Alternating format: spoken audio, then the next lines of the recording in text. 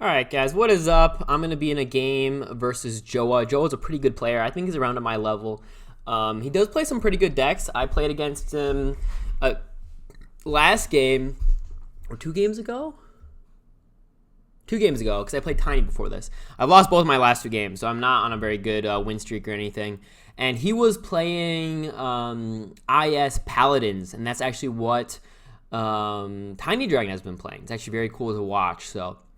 Now he'll be playing, it looks like KF Rangers so far. Like I said, I just got into this game, deployed, and decided to start recording.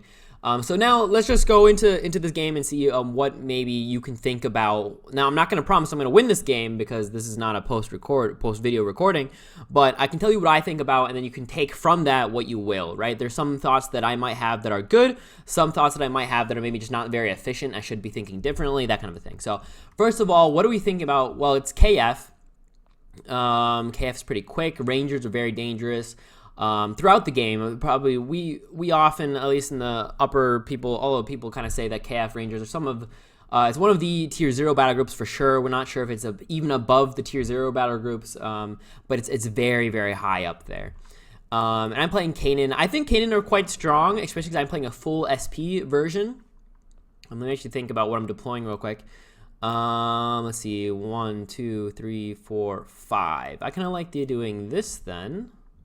This is 68. Is this 70 and lower? It is. So let's do this. Yeah. All right. We think that, yeah, KF Rangers are very strong. So I'm kind of scared of this battle group. And he also has a pretty good first deploy with that Corgi Ranger. You know, has that 2 arrow shots as well as the ferocious bite, which makes him very good in a 1v1 situation, right? And the hunter, what is it? Declare hunted, so he can jump over to my Rupture Alpha. On the other hand, my Rupture Alpha very good by itself as well because of that stunning. So I think they do kind of fine versus each other.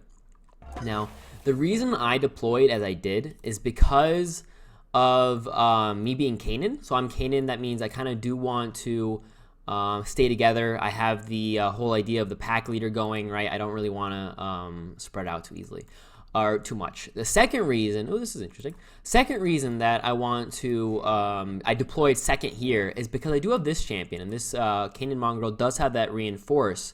And I counted before, you saw me counting. Here, I should probably put this up. I have 1, 2, 3, 4, 5. It's 5 spaces to get up here. So if I deploy one more champion, which I'm going to go and do right now,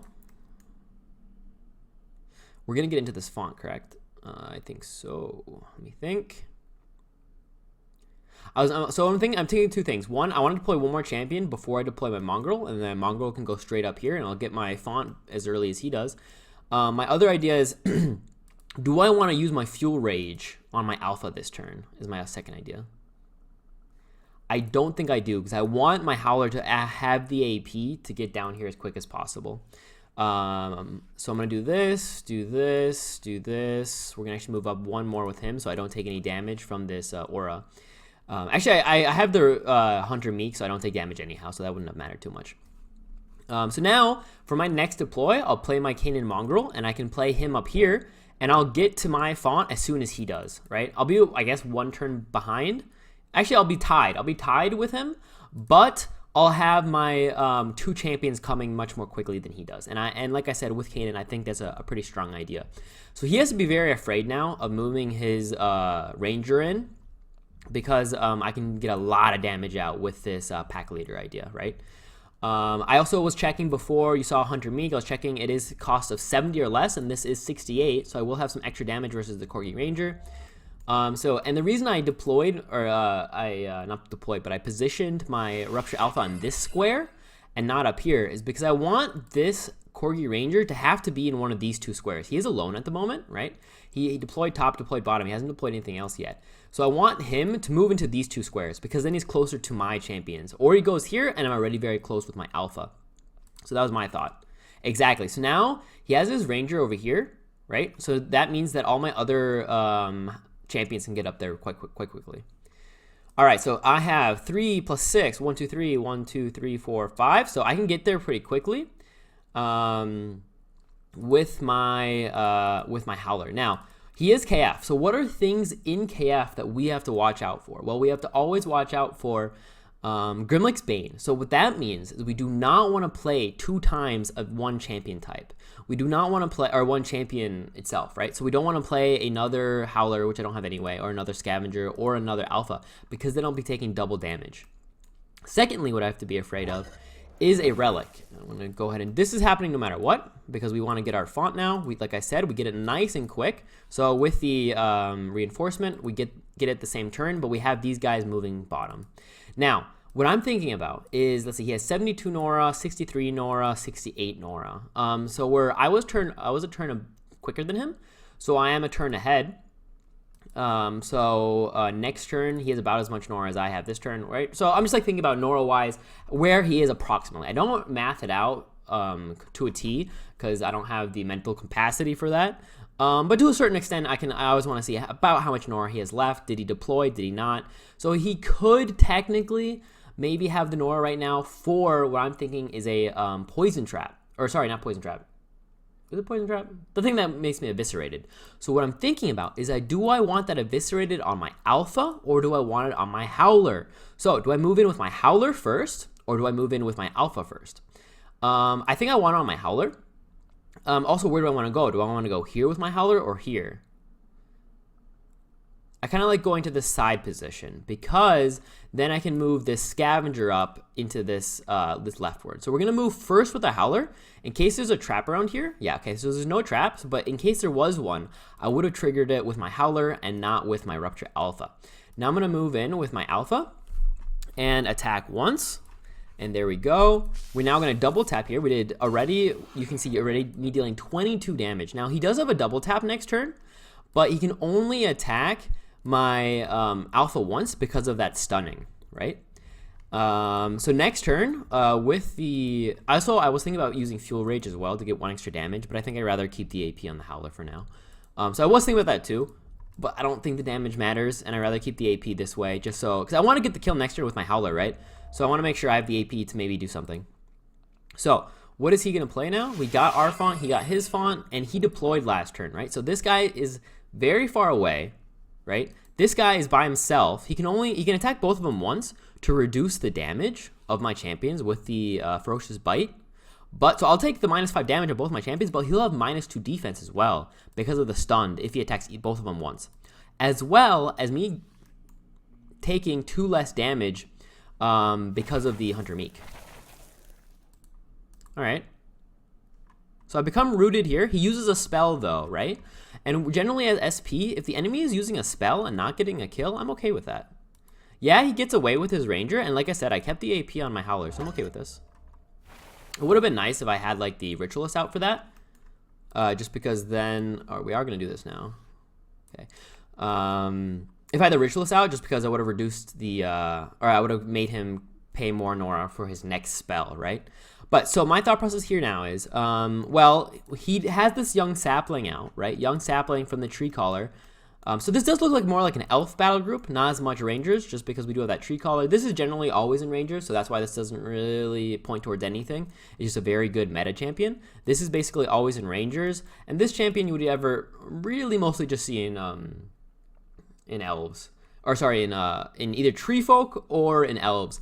But seeing that we do have this Ranger out, I'm guessing there's 2 possibilities about what this deck could be. It could either be just Elves, or it's trees with the Vine Touch pedestal, right? And he just hasn't deployed that relic yet. But my idea actually points toward just Elves right now, just we don't see the Vine Touch. But yeah, the reason I deployed this Ritualist is because I'm going to guess he's going to be playing a lot of spells. KF does generally play a bit more spells than most other factions. So the Spell Aegis will do a lot of work. I like the Dispel in case he has the protection, and I like to be able to kill this summon nice and easily. So 3 things that this Ritualist does, and that's why I always deploy this champion. We're going to go ahead and move this champion up. We're going to chill right here. I wonder if I attack here. I don't want to be in double tap range, I believe. So we're just going to move up 3. Let me think. I mean, he has Arrow Shot, Hunter, and Hinder Movement. But I have my Harpoon, so I can get a kill next turn. So I don't want to be in double tap range from him, and I just want to be efficient with my AP. I can't move my Alpha. But like I said, generally as SP, if my enemy is using a spell and I'm deploying and I didn't use a spell, I'm pretty happy. Like, I'm pretty ahead right now, in my opinion. I got damage off. Right now, I've only taken 5 damage on this alpha. This Corgi Ranger is still kind of boxed off, right, by himself. And that's really the power of being first turn. There's the Ranger. So now we have another Ranger. He is not in range to... Okay, if he pulls, he can pull, and then my Scavenger, or that. Yep, that works as well. So, this is interesting. So, he did just do this. Now, I have a few ideas here. I'm thinking about changing my priority of my... so I was going to go for this Ranger, Corgi Ranger, but this guy's 85 Nora, right? So I'm thinking about now going for the kill on this Ranger Elite and just leaving the Corgi Ranger by itself. So yeah, he's retreating over here. And this guy's very close. So this might be a bit of a misplay by him because he's moving up with one of them and retreating with the other. Generally, you don't want to do that just because you'll see this kind of awkward positioning. He, first of all, did not use arrow shot or anything. Okay. This is very awkward by him, in my opinion. This is a very strange move. I'm going to go kill this Ranger Elite now, if he doesn't do anything. So I don't think there's a relic here, and there's not anything to stop me. He moved in with his Ranger Elite. He didn't use any of his shots to cause the Ferocious Bite to go off, and we're just going to go ahead and kill this guy, right? We have the commander with the pack leader. We're going to triple attack. We do have the Peaks Tactics, right? We do have a War Banner. This will be a lot of damage. The only thing I can really be afraid of is some type of protecting spell, but he did deploy 85 Nora Ranger Elite, so I don't think he has one. We're double tapping with the Rupture Alpha. This guy, they're all attacking. I'm not sure if, yes, we do. We are in AP range for this too, so I believe we're just going to do this. I also, because of my spell Aegis, I can see that he did not use a spell, right? So what we're going to do, we have enough Nora for both of these. We also can just put this back here. We don't have to be afraid of any spell. We're going to go ahead and do Peaks Tactics. Makes the kill nice and easy. And then we're going to move in first with our Scavenger, I believe. I want him to take any type of relic that's here. No relic. We're going to move up. We're going to move him here. Like, it doesn't matter. It's just really, do I want one here, one here? I think I'd rather have my Howler closer to him. So we'll do it this way. And this way. So I don't think it's a spell up. Now, I want to double and Fuel Rage first. And this should be a kill by itself, I think. So here's the kill. And there you go. So he just GG's, he surrenders. He misplayed pretty hard there. I would have gotten the swarm, I would have gotten the kill, and that would have just been game. He misplayed. What he did is, first of all, a bit weak by him as he was first turn, but he moved in with his Ranger, right? And as you saw, I was thinking about that. I put myself in a position to force him to that right side of the font, right? So that he was in a weak position. You also saw me thinking about saying, hey, I'm going to allow myself to get my top font late, but what I get for that is I get loads of champions to that middle font very early, and that you just saw why that was so strong. It just allowed me to overrun that mid font. So yeah, so my deploy, my first turn deploy, what I thought through there was, hey, stunning champion, very good against anybody turn 1. He deployed also a very good 1v1 champion, so I said, okay, I'm going to deploy bottom again because I'm generally, I think of Kanen as a pretty aggressive battle group. I think they're a bit mid-range. They can go to late just because of their relics, but I think they're more of a mid-range. They have a very good swing turn. So you saw me thinking there, and then so I deployed 3 champions bot before I deployed top. And what I think he should have done is once he saw me deploy, because I was first, right? So I deployed one mid or bottom.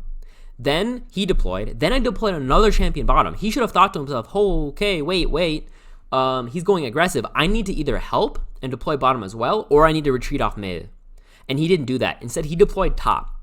Then I deployed another champion bottom because I knew I was going to get that top early or fast with the reinforce, right? So then I had 3 going bot, and he had 1 bot, and he was a turn behind. So he didn't did he deploy the 4th turn? I'm not sure. So he's very far behind there. Then I forced him to use a spell to keep himself from dying, right? Because of my Kanen. And the whole reason that I forced him to use a spell to retreat is because of where I deployed my alpha, right? I deployed him in that leftwards square that made him go either in the top 2 squares or that one square that's one away from me, right? So he had really no good positioning. He really just had to retreat or he had to deploy a relic. I think his best position there, once he deployed his elf tree caller in that bad position, he could have only really retreated and done okay, and then maybe gotten a better win later. But like how he played it was pretty bad in that. After that, so then I forced him to use a spell. So he's already, I think that's a 35 Nora spell, which was behind there. Then he used the swap, and because I had that spell Aegis out, right? So I deployed the spell Aegis early because I was like, hey, I see a summon. I know I'm against KF. KF loves using spells. Spell Aegis is good against protection, right? Because not only can I see when it's used, but I can dispel it. So I played him nice and early to just be able to play around a lot of different things, the summon as well. And that's where I also then knew later, hey, he didn't use protection because I have spell Aegis. It would have gone off and I would have seen that. And then after that, it was really just, okay, I can go in. I have the Peak's tactics. I just go in for the kill. And then it was GG. I think the only thing he could have maybe done there to slow me down is what he did strangely with that Ranger Elite, as we see right here, is he, you either are moving in with both. Like I said, this is an awkward thing to do, is when you move in with one champion and move out with the other. So what I thought he was going to do is move in with his Ranger Elite to that partial position before he moved in all the way to the Fawn. He moved in and he had 4 AP left, right? And then he moved kind of to the bottom left with his Ranger, his other Ranger, his Corgi. And I was thinking, hey, I'm just going to use my Vicious Harpoon, pull the Ranger Elite in, and kill that. But he moved him all the way in, making it even easier for me to get the kill. So I didn't even have to use my Vicious Harpoon. So I could even deploy, right? Or something, I don't know. But either way, it made it even easier to get the kill. And there, what people do sometimes is they'll move in with one, and they'll retreat with the other. So you have like a guy at half health and a guy at full health. And they'll be, okay, I'm going to move in my full health guy and retreat with my half health guy. But all of a sudden, all that does is you just wasted, a collective 10 AP, 5 on each, to put one guy out of danger and the other guy fully in danger. So I can still just one round the full health guy, and the other half health guy, I'm just going to leave him alone because he's only at half health. If he moves in, I'll just kill him later, right? And that's what he did right there, kind of, in a way. So I was thinking, you know what? I'll just I'll just switch my targeting. Anyway, so kind of an interesting idea how to play that game. I was lucky on my first turn, but he also could have played it differently, in my opinion. Like I said, the big thing is when I deployed my second champion bot, he should have right away deployed bot as well, and not deployed top. Anyway, GG.